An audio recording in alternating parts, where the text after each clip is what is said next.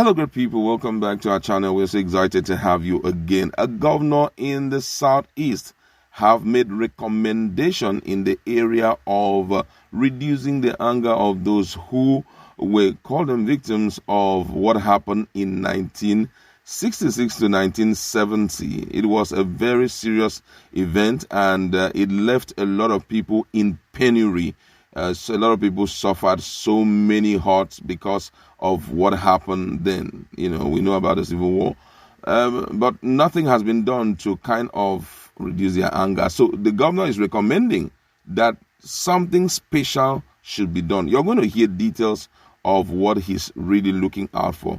And also in another news, Edo State Governor, who is part of PDP, has paid President Muhammadu Buhari a visit after he declined signing the anti-open grazing law. For him, it makes no sense. So that alone has triggered a lot of reactions from Nigerians. We're going to be looking at the two news in a jiffy. But before we do that, if you're not subscribed to our channel, kindly hit the red subscribe button and also the bell icon so that you get notification anytime we publish our videos. All right, let's look at the news in detail. The governor of Imo State, Hope Uzodinma, has called for the establishment of a special fund to compensate the southeast over the devastation of the zone during the Civil War. Uzodinma spoke in Owerri, Imo State capital, on Wednesday while declaring open a zonal public hearing on the review of the revenue allocation sharing formula. The event was organized by the Revenue Mobilization, Allocation and Fiscal Commission. The governor said if created, the special fund would provide succor to those who lost their properties and family members during the Civil War. According to him, he said, "I think the debacles of the Civil War led the Southeast into a deep poverty level. Houses were burned down and people were also hacked down. Only recently, a special law was enacted as the Northeast Development Commission arising from the disaster of BH incident. But the 30-month civil war that ended in 1970 left the Southeast in a state of penury."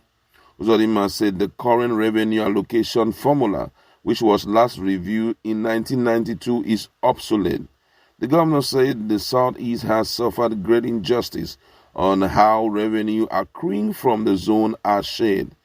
According to him, he said today, as it stands, the federal government takes home 52.68%, state government 26.72%, while the 774 local government area takes home 20.60%. He said Imo currently has 7 oil-producing companies, but 43 oil wells were wrongly allocated to River State.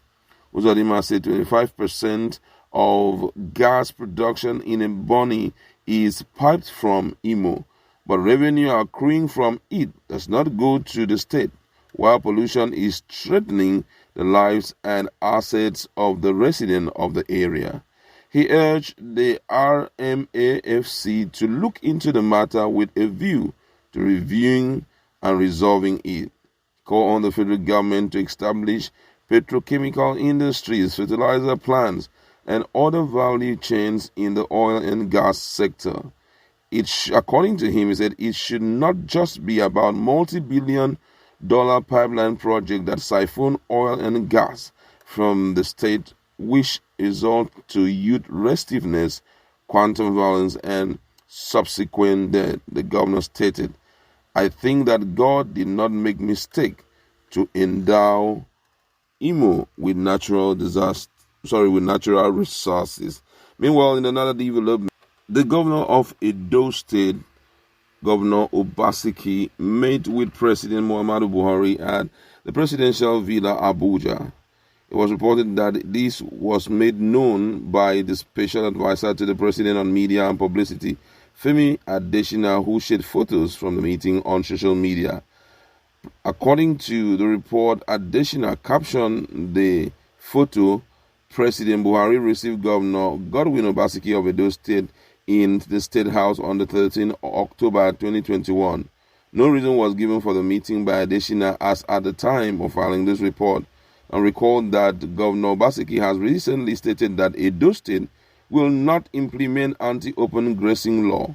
Obaseki said he is yet to enforce the law because the root cause of farmer header crisis is yet to identify. According to him, he said, we are one of the few states that are yet to sign the anti-open grazing law, and the reason is simple. It doesn't make sense to put out a law you cannot enforce. The best way of enforcing a law is to bring everybody together to be part of the law. We have a crisis in our country. It is deeply rooted. There are different causes. Let us go to the root of the causes and resolve it from there. People have said that we have lived 100 years together in harmony before now. Why are we having these problems today? This sounds really, really interesting, I'm telling you. Now, first of all, let's look at what the governor of Imo State have to say, talking about the issue of a special fund that will take care of what happened many years ago, barely 50 years ago, between the Nigerian government and the people of Southeast. Now, what happened there resulted to loss of life, resulted to so many things, though the government then said that the war was actually without any vanquish and without any victor.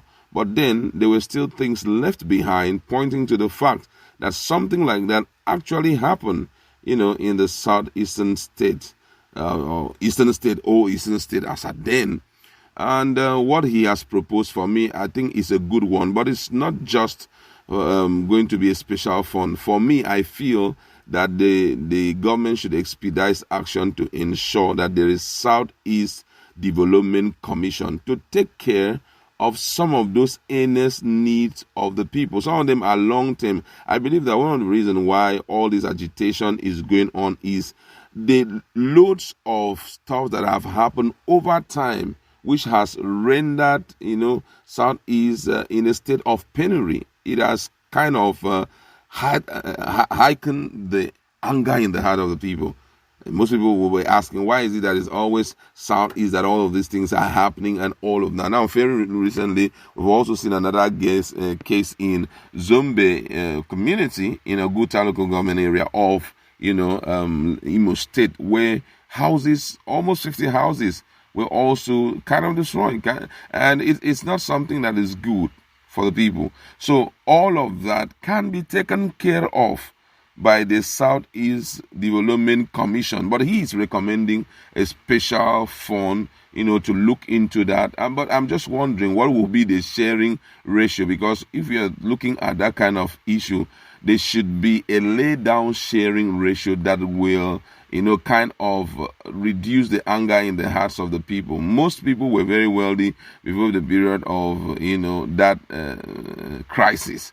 But unfortunately, some of them died in penury. Some of them did not have anything to boast of again. Some of them, kind of were left to suffer all the pains of what happened during that time. I think it's a good step in the right direction if the government can give into that and create, the Southeast Development Commission and see how that can salvage the anger that is still in the hearts of the people, considering what happened that time.